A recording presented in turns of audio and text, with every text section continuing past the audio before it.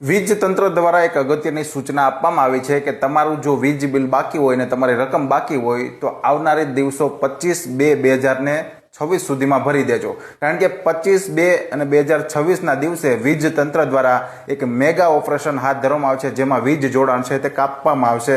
દરેક વિસ્તારની અંદર ટીમો છે તે આવી શકે છે અને 25 તારીખે સ્થળ પર તમે જો રકમ ભરશો તો પણ લેવામાં નહીં આવે। 25 તારીખે તમારી રકમ ભરી નહીં શકો 25 પહેલા, તો 25 તારીખે ટીમો ઉતારવામાં આવશે ને ટીમો કનેક્શન કાપશે। ત્યારબાદ જો તમારું વીજ જોડાણ જે તમારે ફરી પાછું જોડવું હશે તો જે તમારી બાકી રકમ છે એ અને તમારા નવા રીકનેક્શન માટેની ફી પણ ભરવી પડશે।